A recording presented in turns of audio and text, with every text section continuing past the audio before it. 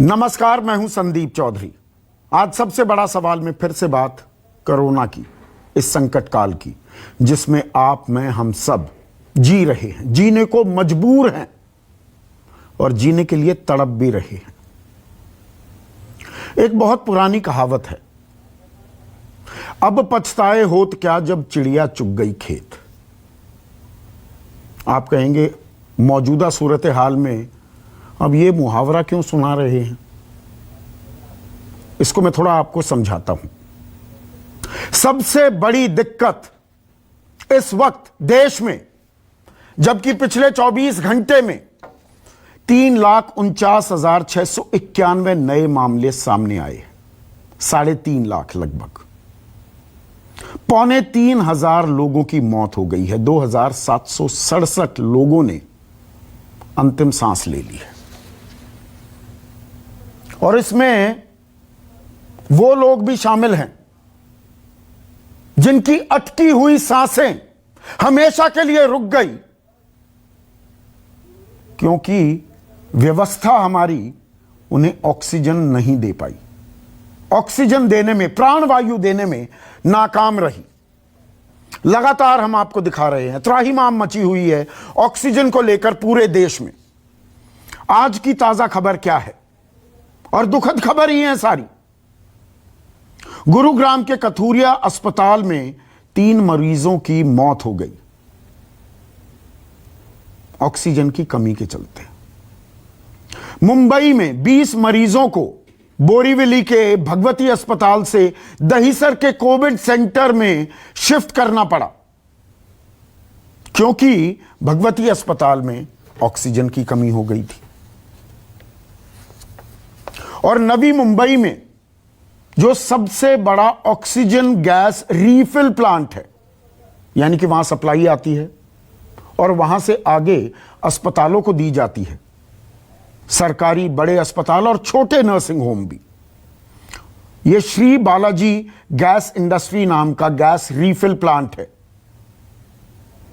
और यहां पर काम ठप पड़ा है, 2 दिनों से ऑक्सीजन की सप्लाई नहीं हुई। और इस प्लांट से मुंबई, नवी मुंबई, ठाणे और पालघर के 100 से ज्यादा अस्पतालों को ऑक्सीजन सप्लाई की जाती है। तो देश की आर्थिक राजधानी का भी हाल क्या है, इसका आप सहज अंदाजा लगा सकते हैं। अब पिछले कुछ दिनों से, पिछले कुछ सालों से जो एक परंपरा बनी हुई है, प्रधानमंत्री हर महीने के आखिरी इतवार को मन की बात करते हैं, और आज प्रधानमंत्री ने मन की बात की। और जिस संकट काल से हम गुजर रहे हैं, उसमें जो हमारे कोरोना वॉरियर्स हैं, जो डॉक्टर्स हैं, जो नर्सेज हैं, जो सपोर्ट स्टाफ है, उनकी तारीफ की, उनसे बात भी की, देश का ढाढ़स बंधाने की कोशिश की, भरोसा दिलाया और कहा कि अब देश में 551 ऑक्सीजन प्लांट लगेंगे। ये जो ऑक्सीजन प्लांट होते हैं ना, ये दरअसल PSA, pressure swing absorption plant होते हैं ये। और इनको बिल्कुल सरल भाषा में मैं आपको समझाऊं, ये नहीं कि कोई नया प्लांट बन रहा है और वहां से ऑक्सीजन का उत्पादन होगा। वैसे भी we are the largest manufacturer of oxygen in the world. दुनिया में ऑक्सीजन का सबसे ज्यादा उत्पादन भारत में होता है, जहां ऑक्सीजन के लिए हाहाकार मचा हुआ है। तो जो ये प्लांट लगते हैं, ये क्या करते हैं कि जो हमारा वातावरण है, वायुमंडल जो है हमारा, उसमें से हवा लेते हैं, दबाव बनाते हैं उस पर, और दबाव में जो नाइट्रोजन है उसको अलग करके ऑक्सीजन का उत्पादन होता है। 93 से बल्कि 92 से 95% प्योरिटी होती है। और ये आप और मैं, अगर हम अस्पताल में भगवान ना करे भर्ती होना पड़े, तो हमें जो ये ऑक्सीजन दी जाती है 92 से 95% प्योरिटी बिल्कुल मुकम्मल होती है, इस्तेमाल की जा सकती है। मोटा मोटा PSA का ये काम होता है। तो 551 बनेंगे, बड़ी अच्छी बात है। वो एक और कहावत है ना, कब 9 मन तेल होगा, कब राधा नाचेगी। कब ये प्लांट बनेंगे और कब वो ऑक्सीजन मिलेगी, यह अपने आप में एक सवाल है। और सवाल किस लिए?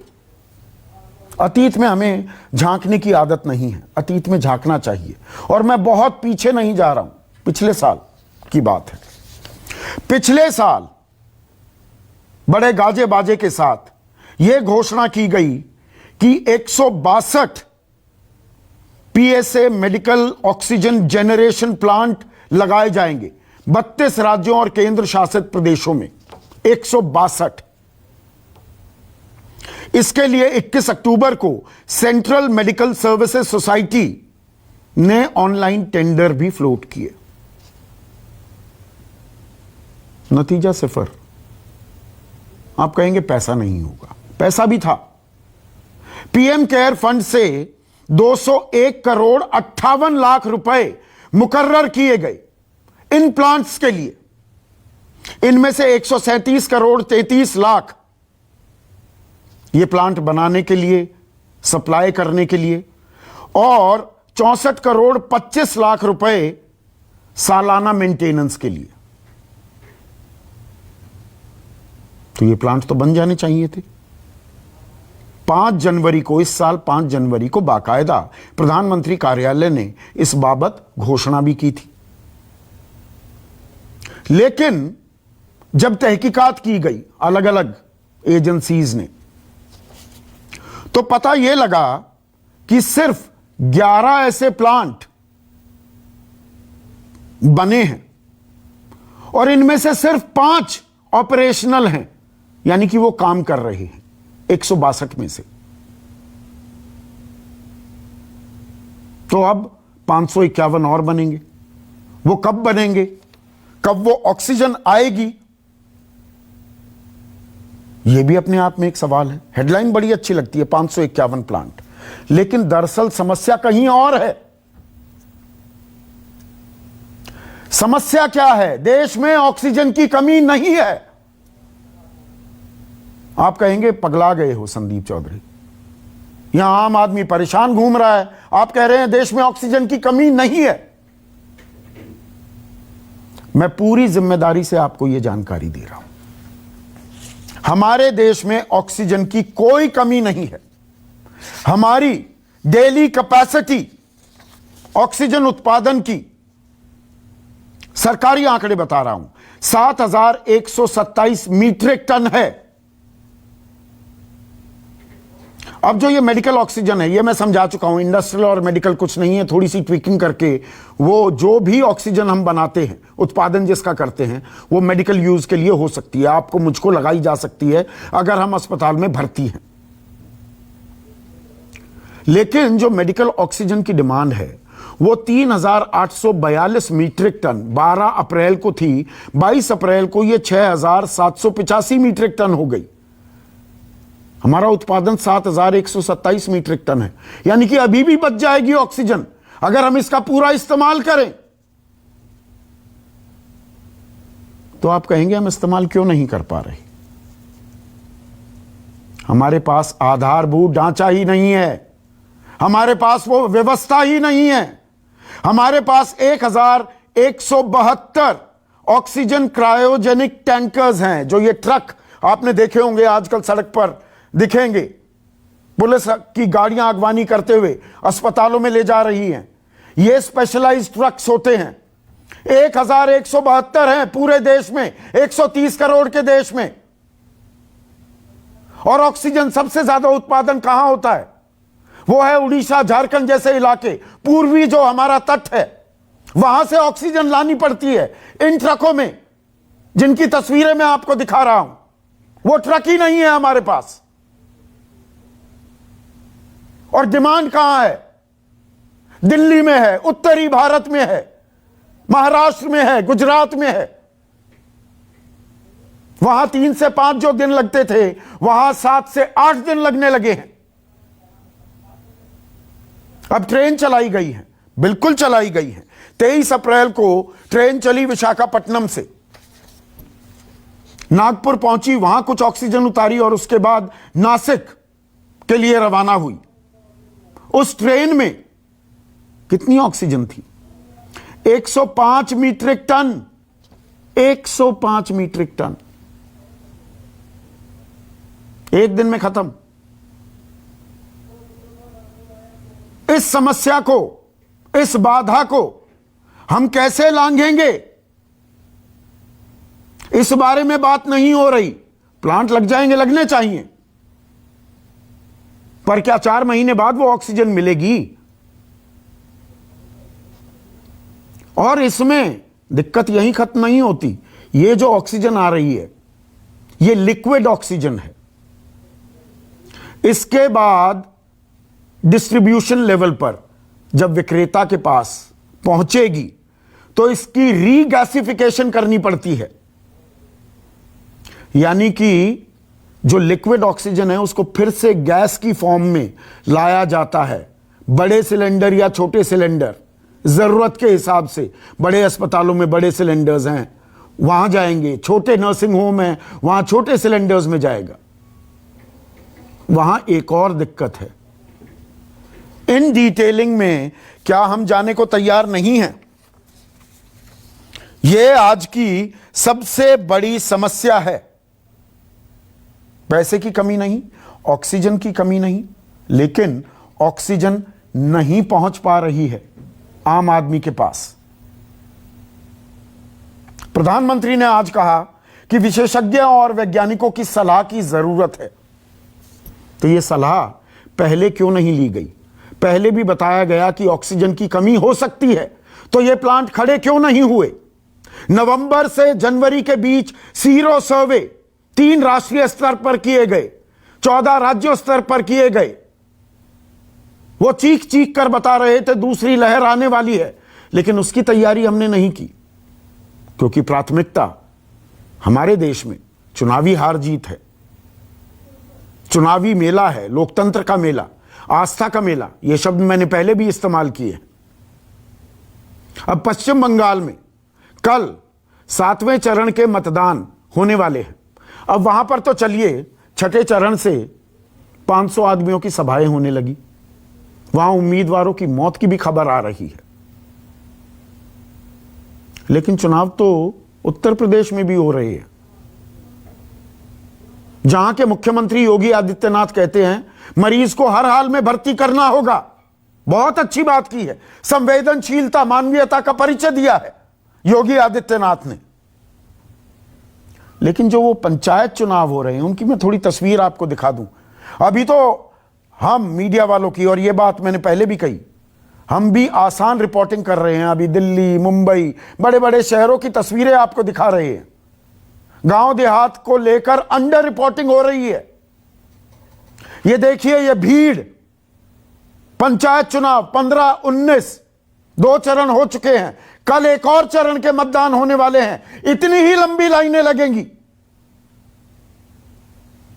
तो चुनावी हार जीत वो ज्यादा जरूरी है कि आदमियों की, देशवासियों की जान बचाना।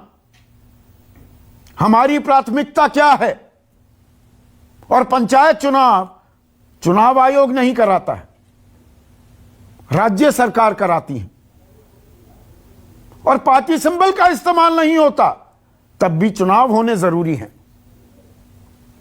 प्रधान, पंच, सरपंच, चेयरमैन ब्लॉक के, यह चुनना बहुत जरूरी है। ऑक्सीजन पहुंचाना जरूरी नहीं है। और इसी को लेकर आरोप प्रत्यारोप भी चल रहे हैं। उसकी एक वानगी देखिए। प्लांट भी लगा 1 साल में। पिछले 1 साल में टेंडर हुआ, पर कोई प्लांट, एक सिंगल प्लांट भी पीएम केयर फंड से आज तक ऑक्सीजन का 1 साल में नहीं लग पाया। अब जब कोरोना की दूसरी वेव आई, दूसरी महामारी आई, तो फिर ये बोल दिया कि हम 75 और लगाएंगे। आज बोल दिया 551 और लगाएंगे। सब कुछ लगाइए तो सही। दिल्ली की इस वक्त ज़रूरत 700 टन की है और हमें केंद्र सरकार से 480 टन अलॉट हुई है। कल 10 टन और अलॉट किया केंद्र सरकार ने। 490 टन अब दिल्ली को अलॉट हुई है, लेकिन ये पूरी अलॉटमेंट भी अभी दिल्ली में नहीं आ रही है। इसका भी काफ़ी कम, एक तरह से कल 330-335 तक ही दिल्ली पहुंची है। ऐसे में आज का सबसे बड़ा सवाल अब प्लांट बनाए होत क्या? प्लांट तो आप लगा रहे हैं, बना रहे हैं, अच्छी बात है, पर अभी फिलहाल क्या राहत मिल पाएगी?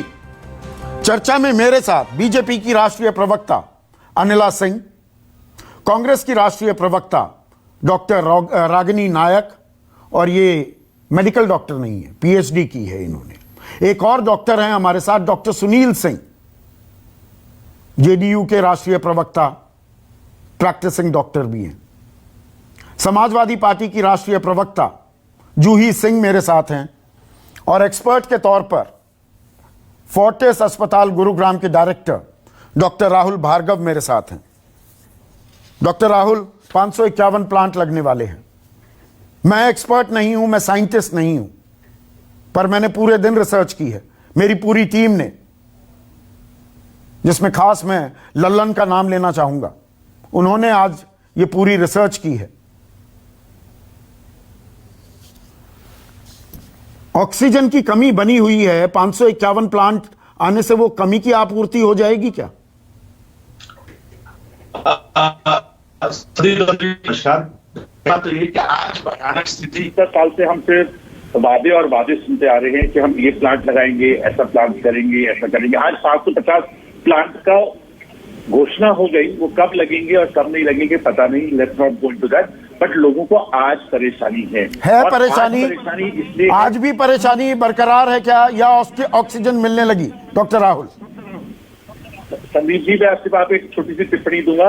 आज राजस्थान ने हरियाणा की सप्लाई बंद कर दी, और मैं एक स्टैंडी लेके बैठा हुआ हूँ, शायद मैं दिखा पाऊँ कि हम ये बोलने वाले हैं 4-6 घंटे में कि हम एडमिशन बंद कर देंगे। क्यों? क्योंकि हमारे पास 200-250 बेड हमने कर दिए हैं ऑक्सीजन वाले, और हमें ऑक्सीजन की पूर्ति हो नहीं पा रही। आती है तो 1.5 टन आती है, 2 टन आती है, जबकि हमारी रिक्वायरमेंट 3 टन की है। पहली चीज। दूसरी चीज, नियत होनी चाहिए हेल्थ केयर को लेके।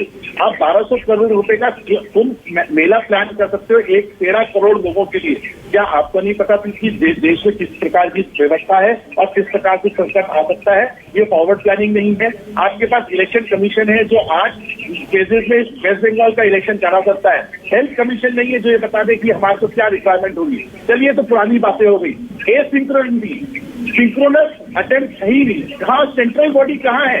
क्योंकि हेल्थ स्टेट का सब्जेक्ट है, तो सेंटर कभी स्टेट में बोलता है, स्टेट सेंटर को बोलता है। किसका कौन है? आम आदमी। इस रस्सा कशी से आम आदमी को डॉक्टर राहुल क्या लेना? और आप इस वक्त बड़ी खबर दे रहे हैं, फोर्टिस गुरुग्राम में मरीजों के एडमिशन पर प्रशासन रोक लगाने वाला है क्योंकि वहां ऑक्सीजन की कमी है। गलत तो मैंने आपको नहीं सुना डॉक्टर राहुल भार्गव? बिल्कुल बिल्कुल। आपकी 3 मेट्रिक टन की रोज की रिक्वायरमेंट है। 5 अस्पताल है हमारे पास। आज भिवाड़ी ने ऑनिक्स प्लांट जो था, ऑनिक्स प्लांट, उसे मना कर दिया ऑक्सीजन भेजने से। क्यों? क्या हम देश में बंटवारा हो गए? देश हरियाणा, राजस्थान, दिल्ली में है। क्या देश नहीं जीतेगा?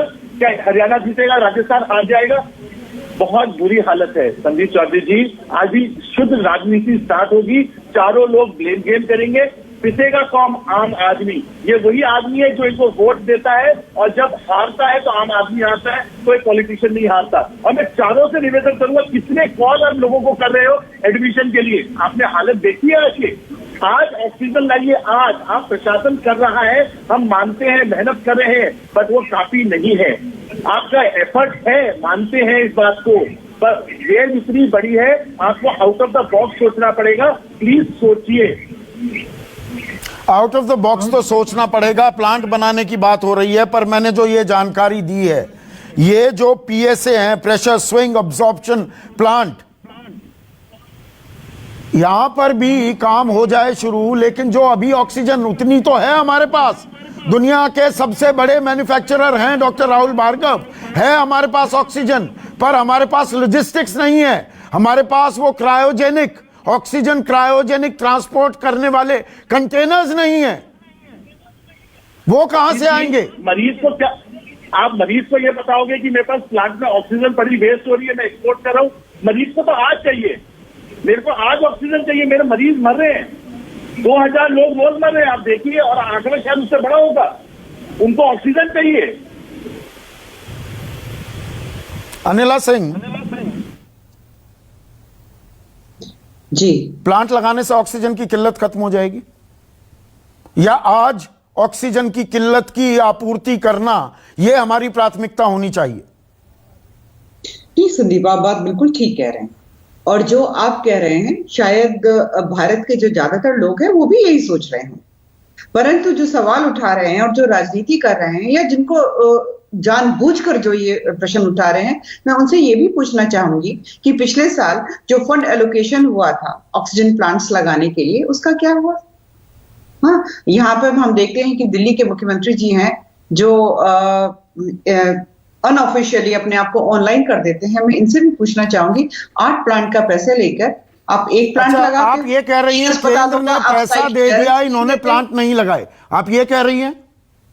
नहीं, मैं बात उसकी नहीं कर रही संदीप। देखिए, ऐसा है कि मैं हमेशा हर डिबेट में एक बात कहती हूँ कि कोरोना वायरस ना तो क्षेत्र देखता है, ना जाति धर्म, नहीं, पैसे दिए गए क्या? पैसे देने की जिम्मेदारी, पैसे लगाना तो पीएम केयर फंड से थे, वो केंद्र सरकार को लगाने थे। राज्य सरकारों को क्या जमीन देनी थी? सिर्फ लगाने की जिम्मेदारी किसकी है? ये सेंट्रल मेडिकल सर्विसेज सोसाइटी, इसने जो ऑनलाइन टेंडर दिए थे ये तो केंद्रीय स्वास्थ्य मंत्रालय के तहत फ्लोट किए गए थे, तो जिम्मेदारी केंद्र सरकार की है ना? नहीं, जिम्मेवारी की जहां बात आती है तो अगर केंद्र सरकार से पूछा जा रहा है तो राज्य सरकार से भी पूछना चाहिए ना। मैं तो 3 उदाहरण दे रही हूं, पूछूंगा, पहले केंद्र सरकार का तो जवाब दीजिए। केंद्र सरकार ने टेंडर ऑनलाइन निकाले थे कि नहीं निकाले थे? केंद्र सरकार ने ये पैसे देने थे। मुझे बोलने तो दीजिए। हाँ, बोलिए। मैं कोरोना के ऊपर बिल्कुल चिल्लम चिल्ला नहीं करती हूं, क्योंकि मैं एक चीज जानती हूं, ये वायरस अगर इंफेक्ट कर रहा है, लोग परेशान हैं, बीमार हो रहे हैं, मर रहे हैं, तो भारतीय हैं। यहां पर जो राजनीति करना चाहता केंद्र सरकार, राज्य सरकार, ये उनकी मानसिकता दिखाते हैं। मैं पूछती हूँ, ये 162 प्लांट लगाने की जिम्मेदारी किसकी थी? नहीं तो मुझे भी उत्तर दे दीजिए। जो तीन अस्पताल है, वर्धमान है, सफदरजंग है और एक अस्पताल और था हरिश्चंद्र, यस, वहां पे क्यों नहीं साइट क्लियरेंस दी इन्होंने? जनाब ने बात बहुत बड़ी बड़ी कर रहे हैं। आपको लगता है कि किसी को मजा आता है, किसी प्रधानमंत्री सिर्फ दिल्ली में तो 8 प्लांट लगने थे। 154 प्लांट का क्या हुआ? 154 प्लांट लग गए। दिल्ली सरकार की गलती है, मान लिया, चलिए आर्ग्यूमेंट से एक मान लिया। 162 में से 8 गए, 154 प्लांट लग गए। नहीं तो मैं बोल तो रही हूँ कि जो 202 करोड़ जो पैसे का एलोकेशन हुआ था तकरीबन 162 प्लांट्स लगाने के लिए, मैं पूछना चाहती हूँ राज्यों से और यूनियन टेरिटरीज से, अब आइए आगे और बताइए। हाँ, आपको लगता है कि प्रधानमंत्री जी और पूरा मंत्रालय और पूरी टीम्स जो लगी हुई हैं, उनका कोई कोऑर्डिनेशन नहीं था राज्य सरकारों के साथ?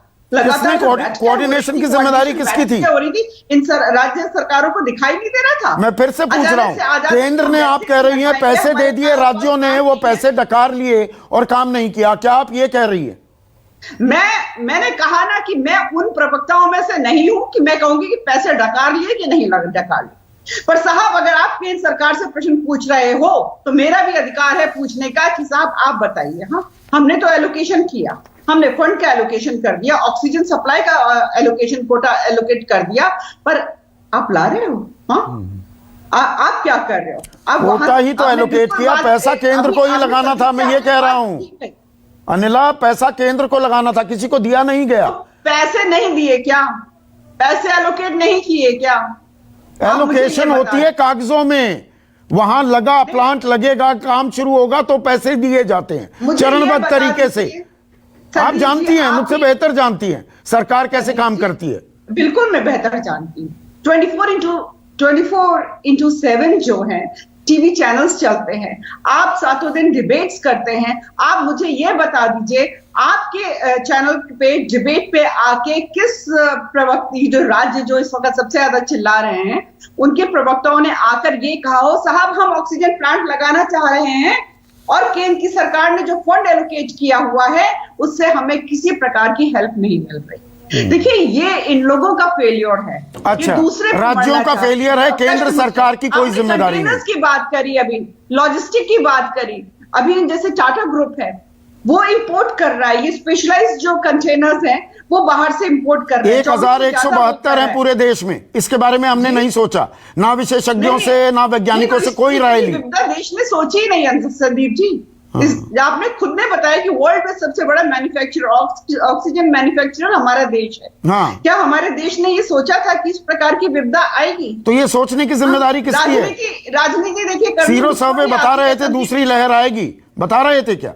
नहीं बता रहे थे। नहीं, मैं आपसे जी लगातार ये बताइए कि लगातार कोऑर्डिनेशन बैठक क्यों हो रही थी कि अगर सेकंड वेव आ जाता है कि उसको कैसे कंट्रोल करना है, क्या करना, बात हो रही थी कि नहीं हो रही थी? अगर मैं छोटी राजनीति पे उतर के आ जाती हूँ, संदीप जी आप मेरी बात सुनिएगा, अगर मैं तुच्छ राजनीति पे उतर के आ जाती हूँ तो मैं तो बड़ा मतलब अटपटा लगेगा, पर मैं कहना जरूर चाहूंगी। तो मैं कह सकती हूँ कि महाराष्ट्र में जब ये 100 करोड़ वसूली की बात शुरू होने लग गई, उसी वक्त वहां पर कोरोना बॉम्ब फूटा और पूरे भारत में फैल गया।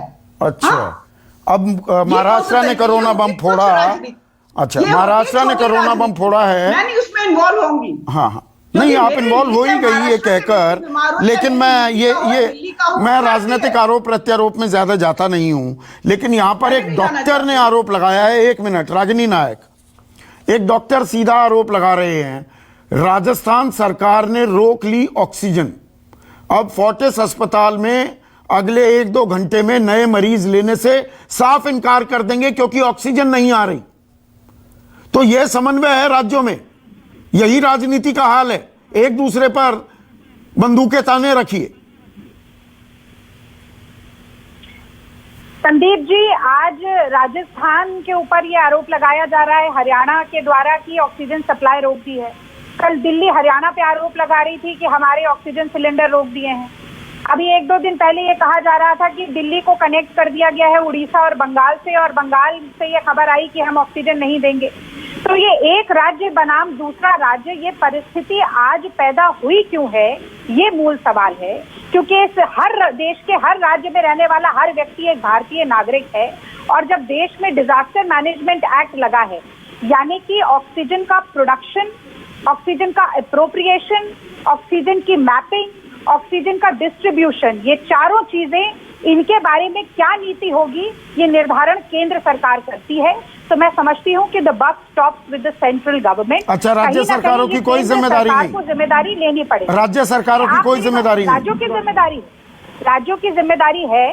पहली जिम्मेदारी केंद्र सरकार की है। इसीलिए सुप्रीम कोर्ट ने भी कहा कि केंद्र सरकार वैक्सीन, ऑक्सीजन, दवाई और लॉकडाउन के बारे में एक राष्ट्रीय नीति बनाकर दे। इसलिए इस बात को आप दरकिनार नहीं कर सकते। पर महत्वपूर्ण सवाल आपने 1-2 पूछे, मैं तथ्यात्मक बात करना चाहती हूँ।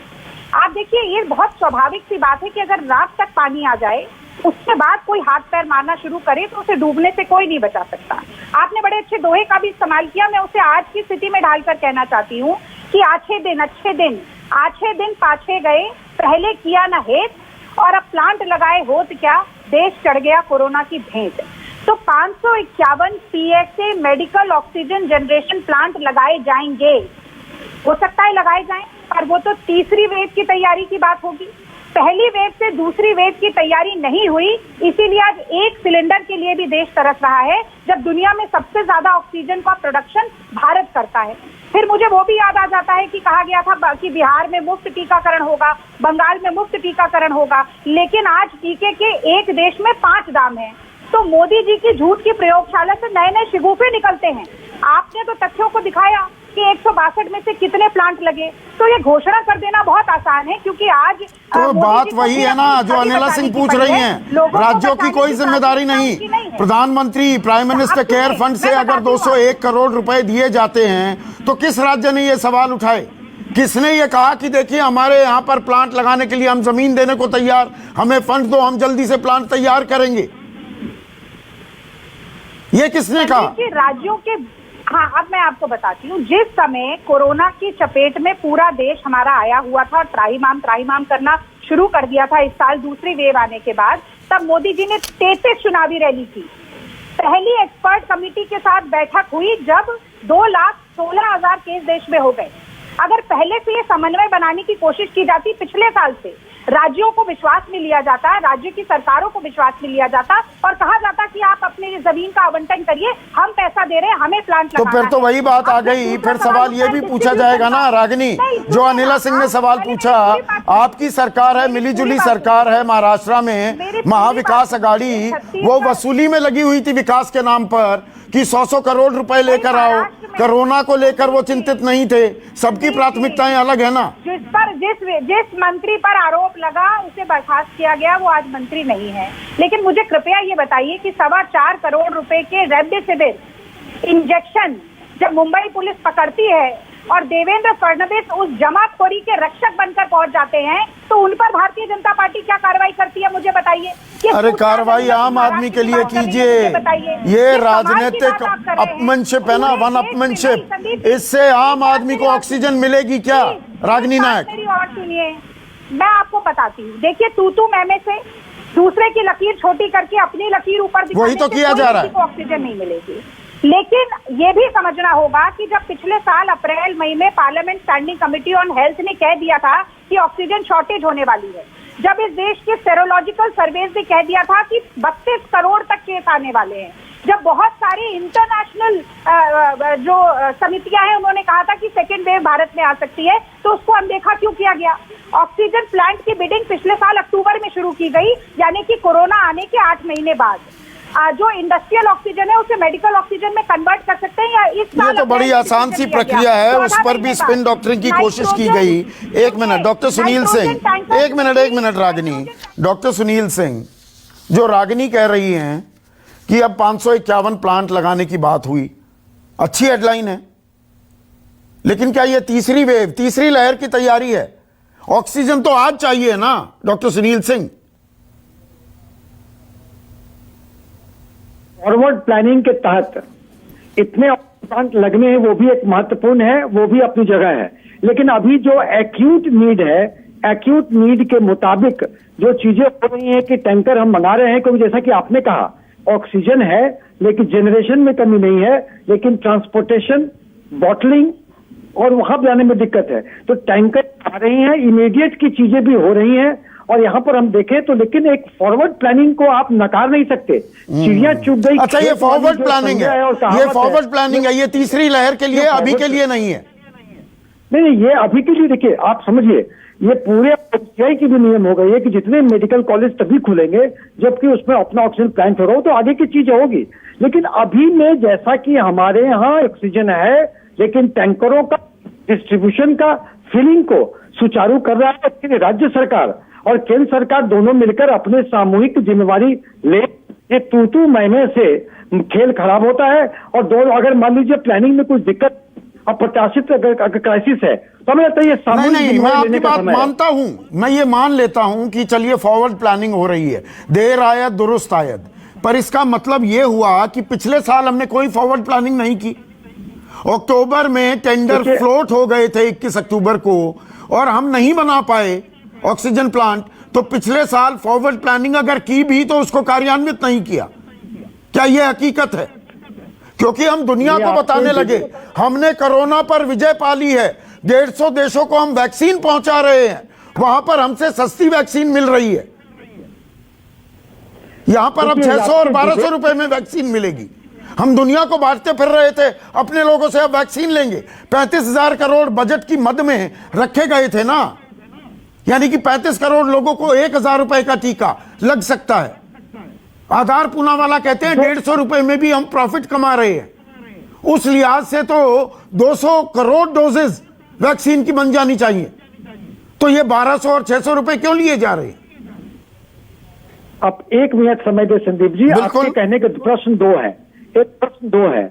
एक तो ऑक्सीजन को लेके है कि भाई फॉरवर्ड प्लानिंग है, लेकिन हाँ, जो पहले जो टेंडर हुआ वो इम्प्लीमेंट नहीं हुआ। आपके डिबेट में ये बातें छन के आई कि ये केंद्र सरकार के बीच में विवाद में ये भेद चढ़ गया, राज्य सरकार ने जमीन नहीं दी, तो भी जो बातें थी उसकी बात मैं नहीं करूंगा। और जहां तक वैक्सीनेशन की बात है संदीप जी, आपको मैं बता दूं कि वैक्सीनेशन बिहार फ्री हो रहा है और वैक्सीनेशन ही एकमात्र हथियार है जिससे कि हम कोरोना को लॉन्ग टर्म लड़कर जंग जीत सकते हैं। और वैक्सीन को अगर वैक्सीन की कमी हो गई, दुनिया में बांटते रहे हम वैक्सीन, कौन सी फॉरवर्ड प्लानिंग की? हम दुनिया को वैक्सीन बांट रहे हैं, हमारे यहाँ वैक्सीन की किल्लत हो गई। संदीप जी, दुनिया को बांटना भी एक महत्वपूर्ण है क्योंकि दुनिया से हम रॉ मटेरियल लेते हैं। कौन दे रहा है? अमेरिका दे रहा है क्या रॉ मटेरियल? अमेरिका की 30 करोड़ की आबादी 60 करोड़ वैक्सीन पिछले साल ही बुक कर ली थी। एडवांस बुकिंग कर ली थी हमने। कितनी एडवांस बुकिंग की? संदीप जी, आप एक कदम में समय दे। संदीप जी, अगर हमने वैक्सीन बनाया तो रॉ मटेरियल देशों से लिया, जिस देश से लिया वो हमारा नैतिक कर्तव्य है कि उस देश में हम वैक्सीन दें, और वैक्सीन की हिंदुस्तान में कोई कमी नहीं है। अच्छा, कमी नहीं है। ड्राइव को भेंट चढ़ रहा है, नहीं, वैक्सीन के ड्राइव को भेंट चढ़ रहा है तो नेतागिरी का तू मैं कोई नेता कहता है मैं नहीं लगाऊंगा, ये बीजेपी का। अरे वैक्सीन को वैज्ञानिकों ने डेवलप किया है, डॉक्टर ने डेवलप किया है, ये किसी पार्टी की वैक्सीन नहीं है। नहीं, वो बात बिल्कुल सही है। हमारे वैज्ञानिक दाद के पात्र हैं, काबिले तारीफ उन्होंने काम किया, पर हम ये आत्मनिर्भरता का ढोल पीटते पीटते हम आत्मनिर्भर हो गए तो स्पुतनिक 5 मंगाना पड़ा ना हमें अब बाहर से, क्योंकि हमारे यहाँ आपूर्ति नहीं है। वायरस का ज्योग्राफिकल बाउंड्री न तो है और ना हम उसके रिसोर्सेज को बांटने में एक आधिपत्य करेंगे। ऐसे में अराजकता होगी, जैसे कि आपने डॉक्टर साहब का सुना कि राजस्थान ने हरियाणा को रोक दिया। ये वायरस का ज्योग्राफिकल बाउंड्री नहीं है, तो वायरस से लड़ने का भी ज्योग्राफिकल बाउंड्री न हो सकता है। हम पूरी मानवता, ये राजनीतिक पार्टियां हिंदुस्तान में ऐसी होंगी कि तू मैंने के तौर पर वो राजनीतिक माइलेज ले सकते हैं, और ट्विटर बाबू पॉजिटिव होने के बावजूद भी नेगेटिव चीजें फैलाते हैं अन्य राज्यों पे। हाँ, इसीलिए 50 लोगों के ट्विटर पर से वो पोस्ट भी डिलीट करवा दी गई हैं, वो भी हो रहा है। लेकिन जूही सिंह, मैंने शुरुआत में एक और बात कही, और खुद को मैं जिम्मेदार, खुद को मैं कटघरे में खड़ा कर रहा हूं, मैं पत्रकार हूं। अभी बहुत ही ज्यादा अंडर रिपोर्टिंग असल भारत की हो रही है। ग्रामीण देहात की उन इलाकों में क्या हाल है, जिलों में तहसीलों में जो सरकारी अस्पताल हैं वहां भी मरीज हैं, वहां भी सांसें अटक रही हैं, उन्हें भी ऑक्सीजन की जरूरत होगी। उसकी तस्वीर के बारे में तो बात ही नहीं हो रही है। अभी तो दिल्ली और गुरुग्राम में या मुंबई में ऑक्सीजन की कमी है, तो गांव देहात के इलाकों में क्या ऑक्सीजन मुकम्मल तौर पर मिल रही है? संदीप जी, बहुत ही भयावह हाल है। गांव देहात में मौतें हो रही हैं और उत्तर प्रदेश सरकार इसको नकारेगी, लेकिन टाइफाइड के नाम पे नोट करके वो मौतें दिखाई जा रही हैं। हमें पूरी तरह पता था कि सेकेंड वेव और ये क्राइसिस आने वाली है। नंबर ऑफ कंटेनर्स आपने बता दिया, तो उत्तर प्रदेश सरकार ने कितने कंटेनर बनाए? सेंटर ऑफ मैनेजमेंट ने जो 11 बड़े अफसरों का ग्रुप बनाया, जिसमें NGO, scientific adviser, Amitabh Kant ने खुद उसकी मीटिंग शेयर की थी। अप्रैल में और नवंबर 2020 में यह डिस्कशन हुआ था कि ऑक्सीजन का उत्पादन हम करते हैं, लेकिन एक प्लान की जरूरत है कि ऑक्सीजन हम जब किल्लत होगी तो कैसे वहां तक पहुंचाएंगे। 5 दिन से रागिनी जी को मैंने 1 हफ्ता पहले कहते हुए सुना था कि करीब 2000 से कम कंटेनर हमारे यहाँ हैं, लेकिन भारतीय जनता पार्टी के सारे प्रवक्ता इस बात को नकार रहे थे। आज आपने सत्यापित किया, मैं आपकी शुक्रगुजार हूं, क्योंकि कठिनाई है, पहले ये तो मानना पड़ेगा। उत्तर प्रदेश सरकार के अकॉर्डिंग तो कोई कठिनाई नहीं है, और साथ ही वाहियात टाइप के सर्कुलर्स। पहले अब हम एक कमेटी सरकार बनाएगी जो निर्धारित करेगी किस व्यक्ति को प्राइवेट हॉस्पिटल में कितनी ऑक्सीजन मिले। कल ये शासनादेश निकला है, पहले सीएमओ का रेफरल का शासनादेश निकला था, उसको वापस लिया गया। अब अचानक एक नया शगुफा कि आईआईटी और आईआईएम सोशल ऑडिट करेंगे। आप किस चीज का सोशल ऑडिट करेंगे? आज जिसको ऑक्सीजन चाहिए, जो सड़क पे खड़ा है व्यक्ति, उसको इससे मतलब तो है नहीं कि केंद्र सरकार या राज्य सरकार उसको देगी कि नहीं देगी, लेकिन केंद्र सरकार डिजास्टर मैनेजमेंट एक्ट के अंडर इसमें जिम्मेदार थी, उनके संज्ञान में था। पार्लियामेंट्री कमेटी ने भी हेल्थ उनको इस पूरी मकसद से अवगत कराया। हेल्थ सेक्रेटरी ने खुद ये बात कही, तो अचानक ये कहना, और 162 जो आपने बताया है उसमें से कितने ऑक्सीजन प्लांट्स उत्तर प्रदेश में लगे? यहाँ तो जमीन मिल जानी चाहिए थी ना, उन्हीं की सरकार थी। एक जो सवाल पूछ रही है अनिला, रिस्पॉन्ड कीजिए। उत्तर प्रदेश में तो बन जाने चाहिए थे ना, उत्तर प्रदेश में बन गए पीएसए ऑक्सीजन प्लांट। नहीं, ऑक्सीजन जहां तक बात कर रही है, वहां तो डबल इंजन सरकार है ना जी, पर यहाँ पर एक कैपेबल मुख्यमंत्री भी बैठे हुए हैं। अच्छा। प्लांट जो है कोई मैजिक स्टिक नहीं होती कि प्लांट सब कुछ क्लियरेंस हो गई, सब कुछ हो गया और सब कुछ हो गया। तो अच्छा, मुख्यमंत्री के दफ्तर से ऑक्सीजन, प्लांट खड़ा हो गया, मुख्यमंत्री के दफ्तर से ऑक्सीजन अस्पतालों में ऑटोमेटिकली पहुंच जाएगी, प्लांट की जरूरत नहीं है। जी, मुझे बोलने तो दीजिए प्लीज। हाँ, जूही सिंह जी को आपने पूरा मौका दिया, तो मुझे भी आप उसका आधा मौका दे दीजिए। हाँ, मैं एक बात कहना चाहती हूँ, जैसा मैंने शुरुआत में कहा कि मुझे ये तुच्छ राजनीति नहीं करनी। जो इस वक्त पूरा मौका उठाकर बैठे हुए हैं, सर्वज्ञानी भविष्य जो देख पाते हैं, उन्होंने भी सेकंड वेव के बारे में कोई जिक्र नहीं किया, राहुल गांधी जी ने। और यहाँ पर अगर प्लांट्स की बात कर रहे हैं, कोई भी हो, हाँ, यहाँ पर मैं बहानेबाजी बिल्कुल नहीं कर रही। उत्तर प्रदेश के मुख्यमंत्री एक काबिल मुख्यमंत्री हैं, चाहे वो लखनऊ हो, चाहे वो नोएडा हो। ठीक है, एक क्राइसिस खड़ी हुई है आके, पूरा देश उसकी चपेट में आया हुआ है। हाँ, यहाँ पर किस प्रकार से कैसे सप्लाई होगी, कहां से ऑक्सीजन आएगा, हवाई जहाज से आएगा, एक्सप्रेस वे से आ रहा है, ट्रेन से आ रहा है, सारी चीजें ये मुख्यमंत्री ने अश्योर करी कि सप्लाई आए। क्राइसिस आई है, हम डिनाई नहीं कर रहे हैं। अच्छा, सप्लाई आ रही है, इसीलिए अनिला, और क्योंकि आप उत्तर प्रदेश से ही ताल्लुक रखती हैं, इसीलिए 2 चरण के पंचायत चुनाव तो हो चुके, अब कल एक और चरण का पंचायत चुनाव होगा, और आप गांव देहात से भली भांति वाकिफ हैं, आप उसी अंचल से आई हैं। वहां इतनी लंबी लंबी कतारें लग रही हैं, तो ऑक्सीजन सप्लाई दुरुस्त है, सोशल डिस्टेंसिंग भी हो रही है। ये मैं तस्वीरें दिखा रहा हूं, मतलब चुनाव होते रहेंगे, सब कुछ नॉर्मल है, कंट्रोल में है उत्तर प्रदेश में। नहीं, चाहे वो उत्तर प्रदेश हो या कोई भी जगह हो। देखिए संदीप जी, मैंने हमेशा एक बात कही है कि नहीं, कोरोना जो प्रोटोकॉल है उसको फॉलो करना चाहिए। कोई भी राजनीतिक दल हो, कोई भी सत्ता हो, चाहे कोई भी हो, फॉलो करना चाहिए। मैं अब देखिए, अब आप कहेंगे कि इसमें क्या हो रहा है। लगातार जब बोला जा रहा है मास्क लगाओ, डिस्टेंसिंग रखो, क्यों नहीं हो पा रही है? मतलब प्रधान, राजनीति करनी हो तो मैं सरपंच, चेयरमैन, इनको चुनना इतना जरूरी है कि लोगों को लाइन में खड़ा करवाइए। नहीं, ये इतने जरूरी चुनाव। अभी जूही सिंह बैठकर आपके पैनल पर बैठ के राजनीति कर रही है, मैं भी कह दूंगी अरे ये लोग जो बिना मास्क के खड़े हुए हैं ना, ये जो है समाजवादी पार्टी के लोगों ने इनको खड़ा करवाया हुआ है। ये खड़े ही क्यों है? ऐसी मतलब I don't want to get into it, मैं सीधी सी बात कहती हूं। मतलब ऐसी डायर इमरजेंसी क्या है कि चुनाव होने इतने जरूरी हैं?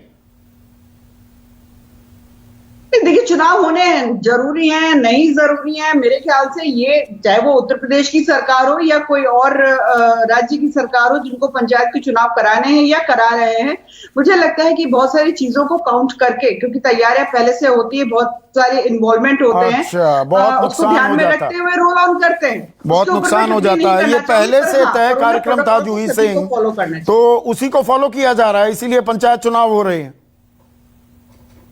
बंगाल की आज एक खबर आई है कि हर दूसरा आदमी जो कलकत्ता में टेस्ट हो रहा है वो पॉजिटिव आ रहा है। तो आप खुद ही सोच लीजिए कि उत्तर प्रदेश में क्या हालात होंगे इन चुनाव के बारे में। किसी की पार्टी पे इल्जाम लगा सकते हैं, लेकिन आज उत्तर प्रदेश में ना बेड अवेलेबल है और काबिल मुख्यमंत्री तो बिल्कुल अवेलेबल नहीं है। रोज एक नया शासनादेश निकलता है जो जनता को और किल्लत उत्पन्न करता है। ऑक्सीजन मिल नहीं रही है, सरकार कहती है कि हमने मना नहीं किया, इंडिविजुअल लोगों को जो होम क्वारंटीन है ऑक्सीजन दी जाएगी। जिलाधिकारी अनऑफिशियली कहते हैं कि किसी को सिलेंडर रिफिल नहीं किया जाएगा। लखनऊ में तो यही हालात है, नोएडा में यही हालात है। ट्विटर पे आप देख ही रहे हैं, लोग एक दूसरे से मदद मांग रहे हैं। इतना असहाय समय हमने नहीं देखा। अगर आप लखनऊ के भैंसा कुंड में जाएंगे, जो लाशें जलती ना, अनिला जी आप नहीं देख पाती होंगी, हम लोग बगल में रखते हैं। भ्रष्टाचार चरम पर है, वहां भी काबिल मुख्यमंत्री काम नहीं कर रहे हैं। तो रोज एक मीटिंग करने से, जबकि डबल इंजन नहीं, ये ट्रिपल इंजन की सरकार है, आपकी नगर निगम में भी सरकार है। तो आप बताइए कि 1.5 साल में यहां क्या कर लिया आपने उत्तर प्रदेश में, किसी और पे आरोप लगाने से पहले कौन सा आपने। Doctor Rahul Bhargav, last comment, 40 second है मेरे पास। चुनावी हार जीत अभी भी हमारी प्राथमिकता है, इस वक्त में भी। बिल्कुल संदीप जी, हमारी प्राथमिकता को चेंज करना पड़ेगा। उसमें हेल्थ फॉर ऑल का जो नारा है उसको सशक्त करना पड़ेगा, रियलिटी में उतारना पड़ेगा। मेरी आप सारी अपोजिशन और सारी पार्टी से रिक्वेस्ट है, प्लीज ग्राउंड लेवल पे उतर के देखिए। भयानक स्थिति है। जो आपका वोटर है, जो आपको चूज करके लाया है, उसके बारे में प्लीज सोचिए। लोग मर रहे हैं ऑक्सीजन के बिना, कोविड उनको मार रहा है। अब तो कुछ कर लीजिए। ये लोग बचेंगे तो इलेक्शन के लिए वोट दे पाएंगे अगली बार। और मानिए कि परेशानी है, सरकारें साथ में मिलकर काम करना पड़ेगा।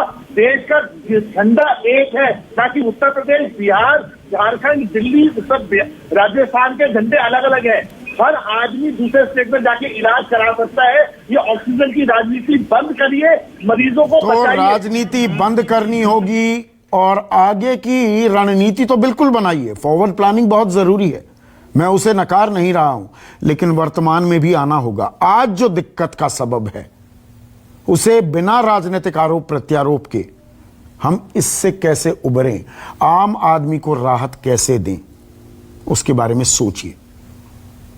यह मैं व्यवस्था से कह रहा हूं। नमस्कार। सबसे बड़ा सवाल presented by Patanjali biscuit, associate sponsor Amul the taste of India. Servokon, India's number 1 servo voltage stabilizer, रखे सब कंट्रोल में। India's largest online pharmacy. Asian Paints tractors